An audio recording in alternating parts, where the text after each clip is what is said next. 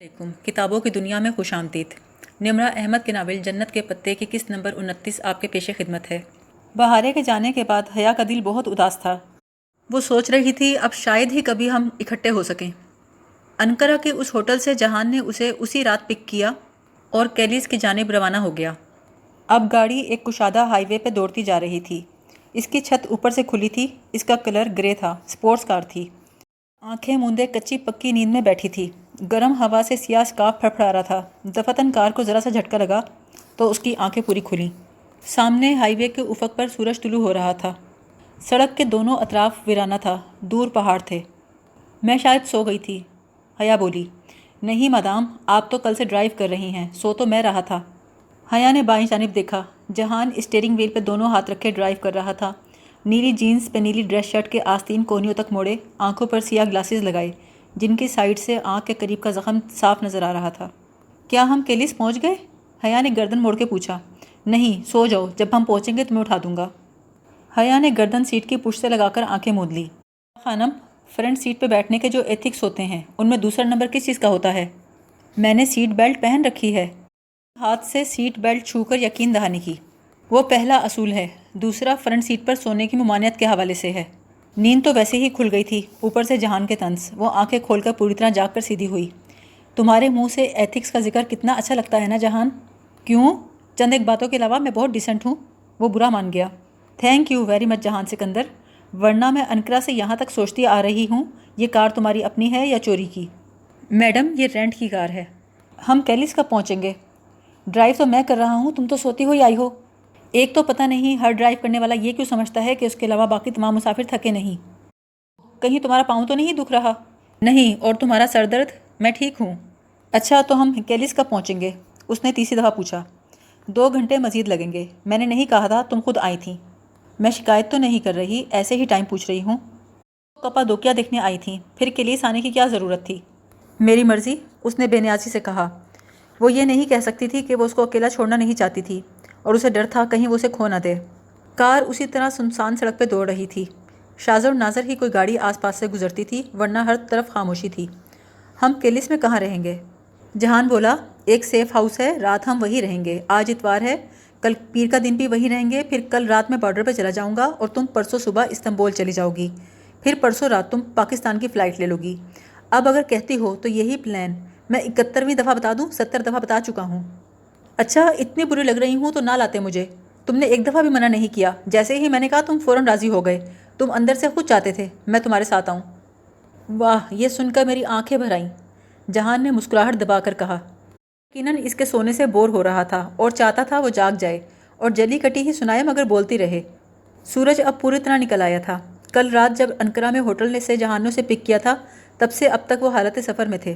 ویسے حیا، اب بتاؤ دنیا کا سب سے خوبصورت شہر کون سا ہے؟ وہ اسے چھیڑ رہا تھا۔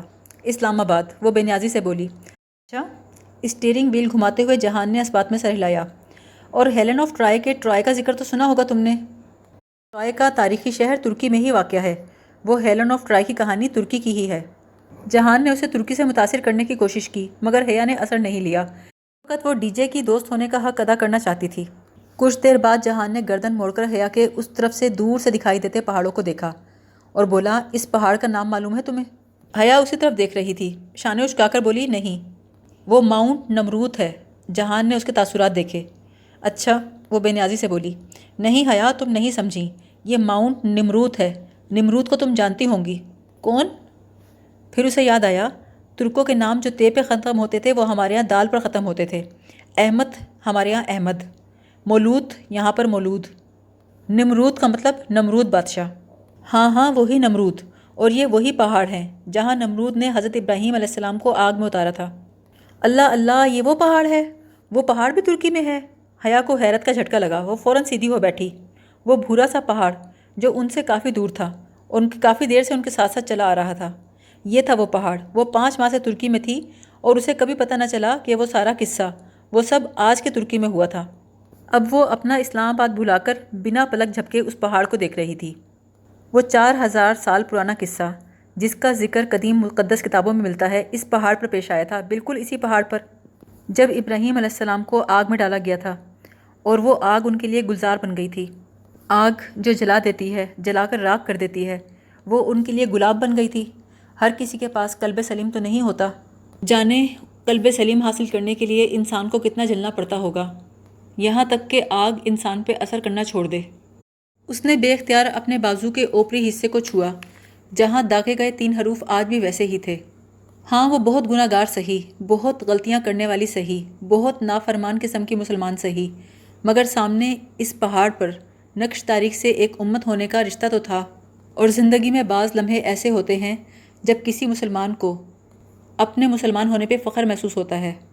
خان نے بتایا کہ کوہ نمرود پر بڑے بڑے مجسمے بنائے گئے جو نمرود کے تھے، اب ان کے سر کاٹ دیے گئے ہیں۔ اب وہ کٹے ہوئے سر پہاڑ کے قدموں میں جا بجا پڑے ہیں، اور سیاح ان پر اس طرح بیٹھتے ہیں جیسے کوئی اسٹول۔ جو سر جھکتے نہیں وہ اسی طرح کاٹ دیے جاتے ہیں۔ وقت انسان سے جو بھی چھینے، کم از کم اس بات کا فیصلہ تو کر ہی دیتا ہے کہ کون تاریخ کے درست طرف تھا اور کون غلط طرف۔ کیلیس ایک چھوٹا سا قصبہ تھا، تنگ مگر صاف گلیاں، خوانچہ فروش، پھلوں سبزیوں کی ریڑیاں، پاکستان کے کسی چھوٹے شہر جیسا مگر بہت صاف ستھرا۔ 1 گھنٹے بعد وہ ایک ایسی ہی گلی کے گھر کے دروازے پر کھڑے تھے۔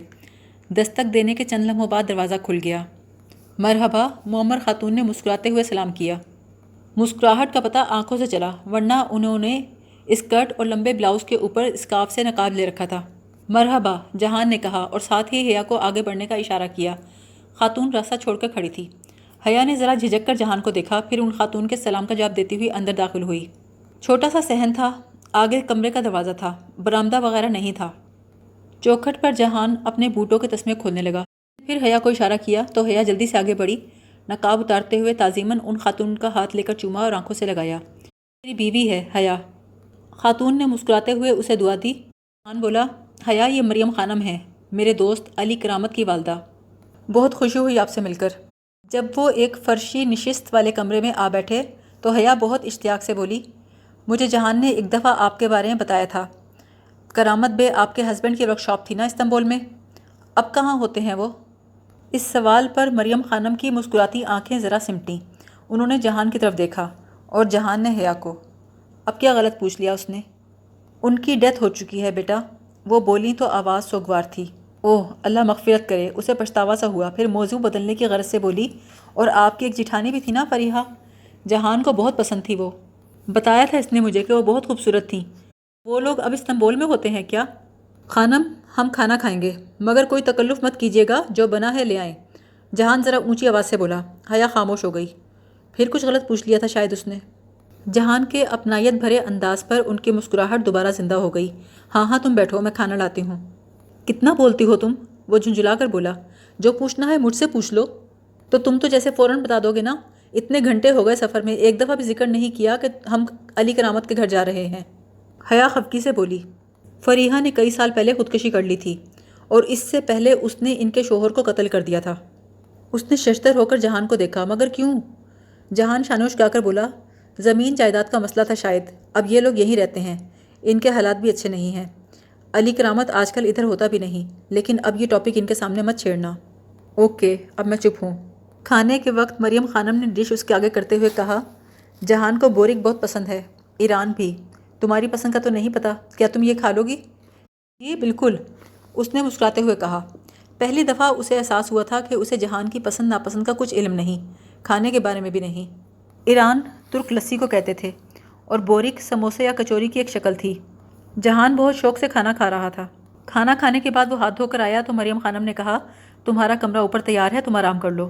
جی، وہ سر ہلاتا ہوا رومال سے ہاتھ صاف کرتا سے نکل گیا۔ وہ اتنے آرام سے اس گھر میں چل پھر رہا تھا جیسے اس گھر سے بہت مانوس ہو۔ حیا ان کے ساتھ برتن اٹھانے لگی۔ ان کا گھر چھوٹا سا تھا مگر سلیقے سے سجا ہوا تھا۔ بڑے گھر تو سب سجا لیتے ہیں، اصلی آرٹ تو چھوٹے گھر کو سجانا ہوتا ہے۔ بیٹھک سے نکلو تو ایک طرف سیڑھیاں اور دوسری طرف کچن تھا۔ تم بھی آرام کر لو بیٹا، کافی تھک گئی ہوں گی، مریم خانم نے بہت اپنائیت سے کہا۔ حیا نے ایک نظر اس دروازے کو دیکھا، اوپر ایک ہی کمرہ تھا، کتنا برا لگے گا اگر وہ بھی ادھر چلی گئی۔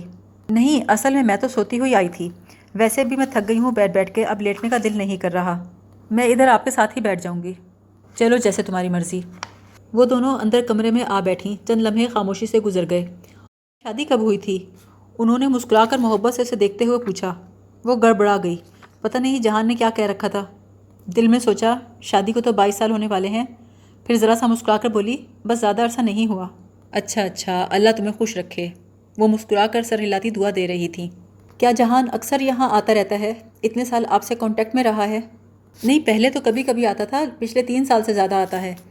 فون ہمیشہ کرتا تھا، 2-3 برسوں سے تو بہت آنے جانے لگا ہے، بہت سعادت مند لڑکا ہے، ہمیں کبھی بھی نہیں بھلایا۔ بتاتا ہے آپ کے بارے میں اکثر۔ اس نے بتایا تھا آپ ڈاکٹر تھی نا؟ مگر اب میرے گھٹنوں میں درد رہتا ہے، یہاں ہسپتال جاتی ہوں ہر ہفتے اور اتوار، لیکن آج تم لوگ آ رہے تھے اس لیے نہیں گئی۔ یعنی کہ جہان ان کو آنے سے پہلے مطلع کر چکا تھا، لیکن کیا تھا اگر اسے ہی بتا دیتا؟ وہ بہت اپنائیت سے باتیں کر رہی تھیں، یہاں کے لوگوں کی باتیں، پاکستان کی، زیتون کے درختوں کی۔ ان کے گھر میں بڑا آرام محسوس کیا۔ رات میں اس نے مریم خانم کے ساتھ مل کر کھانا تیار کروایا۔ جب وہ دسترخوان پر برتن لگا رہے تھے تب وہ سیڑھیوں سے اترتا ہوا دکھائی دیا۔ وہ اندر آ کر قالین پر بیٹھا تو اس کے سامنے پلیٹ رکھتے ہوئے حیا نے کہا، آنٹی آپ تو جہان کو بہت پہلے سے جانتی ہیں نا، تو بتائیے بچپن میں جہان کیسا تھا؟ جہان ایسا ہی تھا جیسا اب ہے۔ آنٹی نے ڈش اس کے سامنے کیا اور مسکرانے لگی۔ تو پھر بتائیے نا اب اور تب وہ کیسا تھا؟ جہان نے سنجیدگی سے حیا کو دیکھا، پھر سر جھٹک کر اپنی پلیٹ کی طرف متوجہ ہو گیا۔ وہ بولیں، بھائی ایسا ہی تھا، اور بہت ہی سمجھدار اور تمیزدار لڑکا۔ ہماری جدیسی کے لڑکے جب کھیلتے تھے تو گیند اکثر ہمارے گھروں کی چھتوں پہ آ جاتی تھی، لڑکے بغیر پوچھے گھروں میں پھلانگ کے آ جاتے تھے۔ جہان کی بات ہی الگ ہے، یہ تو بہت ہی اچھا بچہ تھا، کبھی بغیر پوچھے کسی کے گھر میں داخل نہ ہوتا، بغیر پوچھے کسی کی چیز نہ کبھی اٹھائی، نہ کبھی کسی کی باتیں سنی، کبھی کسی کی بات ادھر سے ادھر نہیں کی۔ یہ بہت ہی سعادت مند لڑکا تھا۔ مریم خانم بہت محبت اور اپنائیت سے بتا رہی تھیں، جبکہ سعادت مند لڑکا اسی سعادت مندی سے سر ہلا رہا تھا۔ پھر وہ بولا، بس اللہ کا کرم ہے خانم، میری ممی کی تربیت بہت اچھی تھی۔ حیا منہ آدھا کھولے ہکا بکا یہ باتیں سن رہی تھی۔ اگر وہ یہ سمجھتی تھی کہ جہان نے صرف اس کو بیوقوف بنایا ہے تو وہ غلط تھی۔ اس فہرست میں بہت سارے لوگ تھے، اللہ سمجھے اس کو۔ رات میں آنٹی اپنے کمرے میں چلی گئیں تو وہ اوپر آئی۔ یہ کمرہ چھوٹا سا گیسٹ روم تھا، ڈبل بیڈ پہ ایک بیڈ شیٹ بچھی تھی۔ جہان کمرے میں نہیں تھا، وہ بیڈ کی پائنتی پہ آ کے بیٹھ گئی، اسے سمجھ نہیں آ رہا تھا وہ اب کیا کرے۔ کمرے کے آگے ایک چھوٹی سی بالکونی تھی، ترکوں کے بالائی منزل کے کمروں کے آگے بالکونی ضرور ہوا کرتی تھی۔ جہان وہیں سے آیا۔ حیا تم سو جاؤ، مجھے کچھ کام ہے۔ جہان نے کرسی پہ بیٹھ کر ایک لیپ ٹاپ اپنے سامنے کھولا اور کچھ سی ڈیز نکال کر الٹ پلٹ کرنے لگا۔ ایک سی ڈی نکال کر لیپ ٹاپ میں ڈالی، چند لمحے کچھ دیکھا، پھر سی ڈی واپس نکال لی، لیپ ٹاپ بند کر کے بیگ میں رکھا، پھر چونک کر اسے دیکھا، وہ ابھی تک جہان کو دیکھ رہی تھی۔ حیا تم سو جاؤ، میں جا رہا ہوں لیکن ان کو مت بتانا۔ اس نے زپ بند کر کے بیگ کندھے پہ ڈالا، پھر بالکونی کے دروازے کی طرف بڑھا۔ واپس کب آؤ گے؟ صبح تک آ جاؤں گا، دروازہ اندر سے بند کر لو، میرے پاس دوسری چابی ہے۔ وہ مڑے بغیر باہر چلا گیا۔ کاش اس وقت مریم خانم سن لیتی کہ ان کے گھر کی کتنی چابیاں ان کے سعادت مند بیٹے کے پاس ہیں۔ حیا نے دروازہ بند کرتے ہوئے ذرا سی جھری سے باہر دیکھا۔ باہر ایک خستہ حال زینہ تھا جو گھر کی پشت پہ اترتا تھا۔ استعمال کرنے کی تو جہان کو پرانی عادت تھی۔ حیا نے دروازہ بند کر دیا۔ 24 گھنٹے بعد وہ کیلیز کے بارڈر پر ہوں گے۔ کل کی رات بلا شبہ ایک یادگار رات ہوگی، اس نے سوچا۔ یہ رات اس کی سوچ سے بھی زیادہ یادگار بنے گی، یہ وہ نہیں جانتی تھی۔ میں کیلیز کے کھیت اور زیتون کے درخت قابل دید نظارہ پیش کر رہے تھے۔ وہ کمرے میں موجود واحد کرسی پر ٹیک لگائے بیٹھی تھی اور بالکونی کے دروازے سے باہر دیکھ رہی تھی۔ سامنے میز پر ناشتے کے خالی برتن پڑے تھے۔ دفتن دروازے کے کی ہول سے کلک کی آواز آئی، آہستہ سے دروازہ کھلا۔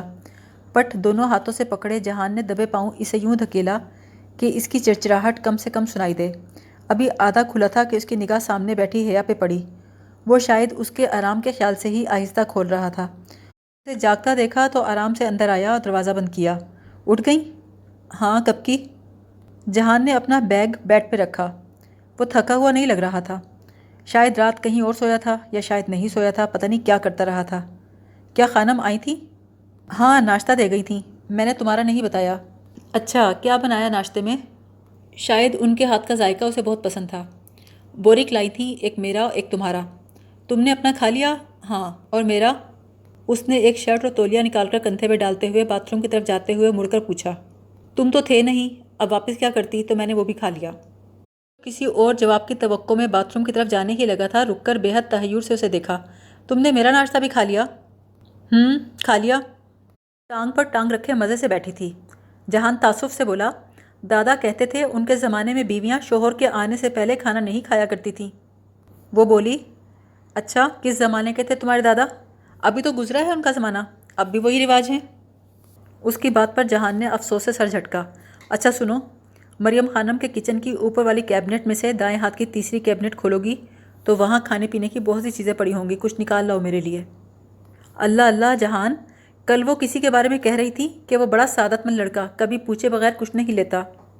تو بھائی میں نے کب کہا ہے بغیر پوچھے لو؟ اس نے باتھ روم میں جا کے دروازہ زور سے بند کیا۔ اس کے جانے کے بعد حیا اٹھی، سائڈ ٹیبل کے پردے کے پیچھے سے ایک ڈھکی ہوئی پلیٹ نکالی، اس میں جہان کا بورک تھا، وہ کمرے میں رکھ کر نیچے چلی آئی۔ دوپہر میں مریم خانم کپڑے دھونے کے لیے صحن میں آئیں تو وہ بھی اپنا عبایا اور اسکارف دھونے کے لیے ساتھ لے آئی۔ آنٹی ایک بات تو بتائیں۔ پوچھو۔ جہان کہتا ہے قرآن میں پہیلیاں ہوتی ہیں، کیا واقعی ایسا ہے؟ دیکھو بیٹا، قرآن بذات خود پہیلی نہیں ہے، لیکن اس کے اندر بہت نشانیاں ہیں ان لوگوں کے لیے جو غور و فکر کرتے ہیں۔ مگر آنٹی قرآن تو آسان بنا کر اتارا گیا ہے۔ نہیں، قرآن آسان بنا کر نہیں اتارا گیا، اس میں غور و فکر کرنا پڑتا ہے۔ لیکن آنٹی اللہ تعالیٰ نے کہا کہ اس نے قرآن کو آسان بنا کر اتارا ہے۔ اللہ تعالیٰ نے یہ کہا ہے کہ قرآن کو یسیر بنا کر اتارا ہے، لیکن اس کا مطلب یہ نہیں کہ آسان بنا کر اتارا ہے۔ یہ تو انگریزی اور دوسری زبانوں میں اس کا ترجمہ یہ کر دیا گیا ہے، ورنہ اس کا مطلب آسان نہیں ہے۔ یسیر کہتے ہیں کسی چیز کو تمام ضروری لوازمات سے آراستہ کر کے، یعنی ریڈی ٹو یوز۔ مگر آنٹی آسان بھی تو اسی چیز کو کہتے ہیں نا، وہ الجھی۔ نہیں بیٹا، آسان کہتے ہیں پیس آف کیک، یعنی کسی کو کھانے کے لیے کیک کا ایک ٹکڑا دے دینا، اور یسیر کا مطلب ہے کسی کو انڈے، میدا، گھی، چینی وغیرہ دے دیں اور کیک کی ریسیپی بتا دیں اور کچن میں بھیج دیں۔ سب اس کے ہاتھ میں ہوگا، مگر کیک اسے خود بنانا ہوگا۔ اب یہ اس پہ منحصر ہے کہ وہ کیک بناتا ہے یا انہی اشیاء سے محض انڈے اور میدے کی روٹی بنا کر اصل مقصد سے دور ہٹ جاتا ہے۔ انسان کے لیے وہی ہوتا ہے بیٹا جس کی وہ کوشش کرتا ہے۔ آنٹی کیا سب گناہ معاف ہو جاتے ہیں؟ ہاں، کیوں نہیں؟ تو پھر وہ پیچھے کیوں آتے ہیں؟ وہ ہمیں بار بار کیوں دکھائی دیتے ہیں؟ تو اچھا ہے نا، ایسے انسان بار بار معافی مانگتا رہتا ہے، پھر ایک وقت آتا ہے جب اس کے وہ گناہ بدل کر نیکی لکھ دیے جاتے ہیں۔ لیکن وہ ہمارا تعاقب ختم کیوں نہیں کر دیتے؟ سچے دل سے توبہ کر لو تو پھر گناہ پیچھا نہیں کرتے۔ اسلام قبول کر لے، اس کے زمانہ جاہلیت کے گناہ معاف کر دیے جاتے ہیں، لیکن اگر وہ دوبارہ غلط راستے کی طرف مڑتا ہے تو اس کے پچھلے گناہ بھی زندہ ہو جاتے ہیں، اور انسان کو اس کے پرانا زمانہ جاہلیت کا بھی حساب دینا پڑتا ہے۔ گناہ ہمیں اس لیے دکھائے جاتے ہیں تاکہ ہم ڈرتے رہیں اور دوبارہ برائی کی طرف نہ جائیں، تاکہ ہم خوف اور امید کے درمیان اللہ کو پکارتے رہیں۔ اسی کو کہتے ہیں ایمان۔ مریم خانم سے باتیں کر کر حیا کو لگا جیسے دماغ کے اندر روشنی بھر گئی ہو۔ بہارے وہ باتیں دہراتی تھی جو اس سے عائشہ کرتی تھی، عائشہ وہ باتیں کرتی تھی جو اس سے جہان نے کی تھیں، اور جہان وہ باتیں کرتا تھا جو مریم خانم کرتی تھی۔ ہر علم والے پر ایک علم والا ہوتا ہے، بس انسان کو سننا شروع کر دینا چاہیے، کیونکہ بعض لوگوں میں اللہ نے بہت خیر رکھی ہوتی ہے، اور یہ سننے کا کام اس نے ترکی آ کر ہی شروع کیا تھا۔ ترکی کے خوبصورت لوگوں کی خوبصورت باتیں۔ کیلیس کا آسمان بادلوں سے ڈھکا تھا، آج رات چاند نہیں تھا، مکئی کے کھیت سنسان پڑے تھے۔ جہان نے بریک پر زور سے پاؤں رکھا تو گاڑی جھٹکے شروع کی۔ کیا ہمیں آگے پیدل جانا ہے؟ اسکرین کے پار دکھ رہا تھا۔ حیا کے سوال پر چونک کر اس کی طرف دیکھا اور بولا، زیادہ دور نہیں جانا، گاڑی یہیں چھوڑ دیتے ہیں، تم واپس اسی پہ آنا اور خانم کے گھر ہی گاڑی چھوڑ دینا، اس کا مالک اسے وہیں سے لے لے گا۔ یہ کہہ کر جہان گاڑی سے نکلا۔ حیا نے جہان کی ہدایت کے مطابق عبایا نہیں لیا تھا تاکہ وہ شامی عورتوں جیسی نہ لگے۔ اس نے کیلیس کی مقامی عورتوں کی طرح گھٹنوں سے نیچے آتا کرتا، ٹراؤزر اور سر پر پھولدار اسکارف یوں لے رکھا تھا کہ اسکارف ماتھے پہ لپیٹ کر اس کی دونوں تکونوں کی گرا گردن کے پیچھے لگائی تھی، پھر ان کو کندھے پر سامنے ڈال دیا تھا۔ حیا میں پہلے چلوں گا، جب اس جھاڑی تک پہنچ جاؤں تب تم چلنا تاکہ ہمارے درمیان فاصلہ رہے۔ حیا نے اسبات میں سر ہلایا، وہ خاموشی سے آگے چلا گیا۔ جس طرف وہ جا رہا تھا وہاں ہر طرف اندھیرا تھا۔ جب وہ نشان زدہ مقام تک پہنچ گیا تو وہ چلنے لگی۔ کو چڑانے کے لیے وہ سرخ خیل پہن کر آ گئی تھی، اس کے پاؤں کا درد ویسا ہی تھا۔ کھیتوں سے نکل کر جہان میدان میں گیا، پھر دور زیتون کے درختوں کی طرف ایک بڑے سے درخت کے پاس جا کر رکا۔ حیا اس سے کافی فاصلہ رکھتے ہوئے دیر کے بعد اس درخت تک پہنچی۔ جب وہ اس درخت پہ پہنچی تو جہان نے کہا، وہ دیکھو سامنے۔ حیا نے دیکھا، دور کئی سو میٹر دور سرحد کی باڑ تھی، خاردار اونچی تاریں لگی ہوئی تھیں۔ اس کے اندر اضطراب بڑھ گیا، دل کی دھڑکن تیز ہو گئی۔ 2 بجے تک ادھر ہی بیٹھتے ہیں، وہ سرگوشی جیسی ہلکی آواز میں بولا۔ حیا نے سر اٹھا کر آسمان کو دیکھا، کیا آج اسلام آباد میں ہی بادل ہوں گے؟ اس نے وقت کا حساب کرنا چاہا، یہاں 12:30 بجے ہیں تو ادھر 10:30 بج رہے ہوں گے۔ شاید سب لوگ ڈنر کر رہے ہوں گے، ڈائننگ ٹیبل پر بیٹھے ہوں، تایا ابا کی فیملی اور پھوپھو بھی، اور وہ نتاشا۔ اگر کوئی ان کو بتائے کہ جہان اور حیا اس وقت ترکی اور شام کی سرحدی باڑ سے ذرا دور درخت کے نیچے بیٹھے ہیں تو… جہان تنے سے سر ٹکائے کلائی چہرے کے سامنے کیے گھڑی دیکھ رہا تھا۔ جہان، کیا یہ آخری طریقہ ہے شام جانے کا؟ وہ اس کو دیکھ کر فکر مندی سے بولی۔ میرے لیے تو ہاں، اور پھر میں چلا جاؤں گا اور تم واپس چلے جانا۔ جہان، پہلے تو تم میرے ساتھ کتنے آرام سے سفر کر لیا کرتے تھے۔ میں نے بتایا نا حیا، کچھ معاملات خراب ہو گئے، اس دفعہ میں یہی بارڈر کراس کر کے آیا تھا، سو اب اسی طرح واپس جا سکتا ہوں۔ مگر کیا تم جعلی پیپر ورک کر کے نہیں جا سکتے؟ میں اپنی شکل نہیں بدل سکتا حیا، میں ایئرپورٹ پہ گرفتار ہو جاؤں گا۔ بدل تو سکتے ہو، وہ لوگ حیا سلیمان نہیں ہیں۔ رات کے اندھیرے میں ڈرونی شکل بنا کر ملو تو وہ دن کی روشنی میں نہ پہچان پائیں۔ وہ لوگ پورے ہجوم میں بھی اپنا بندہ ڈھونڈ نکالتے ہیں۔ ہاں، بس جب کسی کو بیوقوف کہنا ہو تو میری مثال کافی ہے، وہ ہنس کر بولی۔ جہان، تمہاری زندگی کی سب سے بڑی خواہش کیا ہے؟ یہ کہ میں زندہ رہوں اور اس لمبی زندگی میں اپنا کام کرتا رہوں۔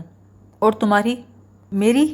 میں ایک کتاب لکھوں جس میں قرآن کی آیات پہ غور کروں، لفظوں میں چھپی ہوئی پہیلیوں کو سلجھاؤں۔ یعنی تم واقعی قرآن پڑھتی ہو؟ اب تو نہیں، بہت پہلے پورا پڑھا تھا۔ اچھا، تو پہلے پڑھتی تھی؟ میں شریعت اینڈ لا کی اسٹوڈنٹ ہوں، قرآن، حدیث، فقہ 5 برسوں سے یہی تو پڑھ رہے ہیں، مگر پہلے کورس کی طرح پڑھا تھا، عمل میں اب لائی ہوں۔ وہ وقت گئے جب شریعت اور لا میں صرف مذہبی رجحان والی لڑکیاں داخلہ لیتی تھیں، اب تو اس سبجیکٹ میں بھی آدھی لڑکیاں ویسی ہی ہیں جیسی پہلے میں تھی۔ اور اب؟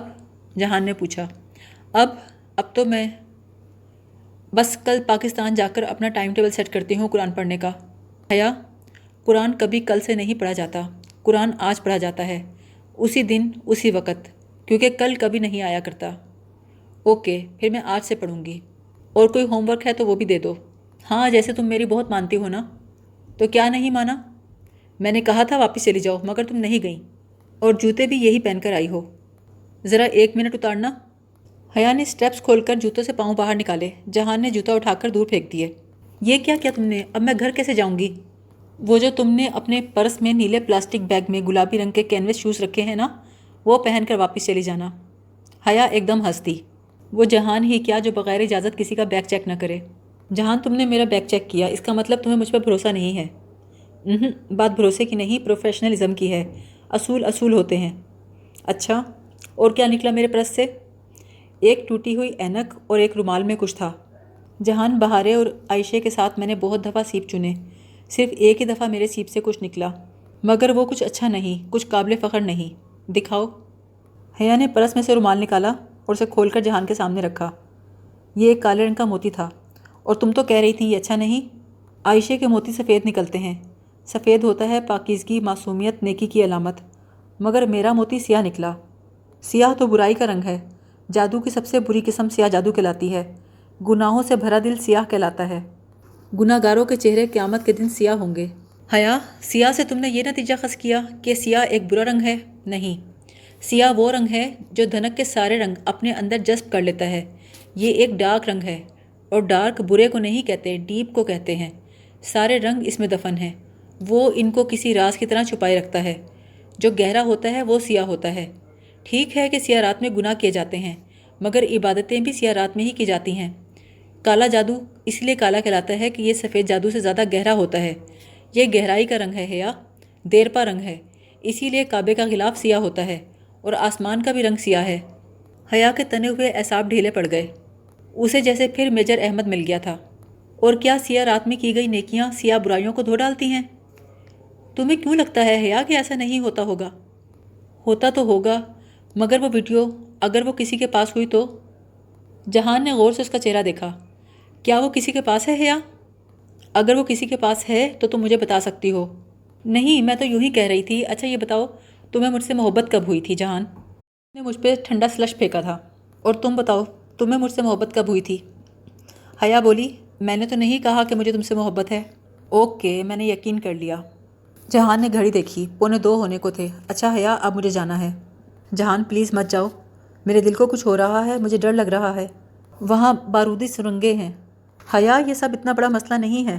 یہ دیکھو اوپر، یہ جو ستارہ ہے نا، یہ اپنے دائیں طرف رکھ کر میں چلتا رہوں گا اور ایلپو تک پہنچ جاؤں گا۔ بہت سمپل ہے حیا۔ میں اگلے ہفتے منگل کے دن پاکستان آ جاؤں گا، میرا یقین کرو، اور اب مجھ سے وعدہ کرو میرے جانے کے بعد تم پیچھے مڑ کر نہیں دیکھو گی، تم یہاں سے اٹھو گی، مڑے بغیر واپس گاڑی تک جاؤ گی، اس درخت کے پار، یعنی تم سرحد کی طرف نہیں جاؤ گی، گاڑی کی طرف جاؤ گی، چاہے کچھ بھی ہو جائے، کچھ بھی ہو جائے تم اس جگہ سے آگے نہیں جاؤ گی، مجھے کچھ بھی ہو جائے، میں مر بھی جاؤں، گرفتار ہو جاؤں، جو بھی ہو، تم واپس گاڑی تک جاؤ گی۔ جہان، اس نے رندھی ہوئی آواز میں کہا، میری ایک بات تو مانو،